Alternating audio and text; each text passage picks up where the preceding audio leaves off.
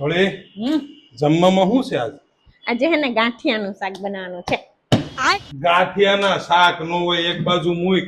ગાંઠિયા છે ને જલેબી હારે હારા લાગે કાં તો સા ભેગા હારા લાગે. લીલા મરસા તળેલા હોય ને એની હારે. અરે ટામેટા હારે બહુ મસ્ત શાક બને ગાંઠિયાનું. નહીં, મારે નથી ખાવું ગાંઠિયાનું શાક. તો કેળાનું શાક? એ કેળા છે ને ફ્રૂટ કહેવાય. એને ફ્રૂટ જ રહેવા દે. એની સાલ ઉતારીને જેમ ખવાતા હોય ને એમ ખવાય.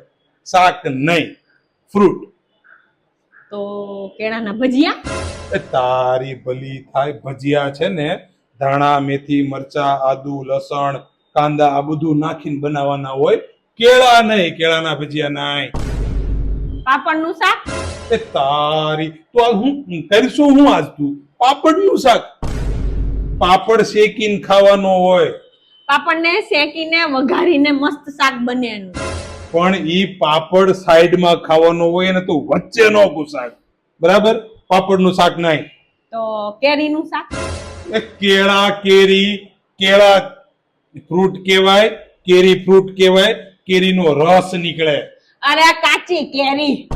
અરે ઈ કેરીનું શાક નહીં, એને ફ્રૂટ રહેવા દે. શાક નહીં બનાય. શાકભાજી. તો બાજરાના રોટલા ને દહીંમાં વઘારી દો. તું છે ને એક કામ કર, મેગી બનાવી નાખ. તું મેગી બનાવે જ હારી છો.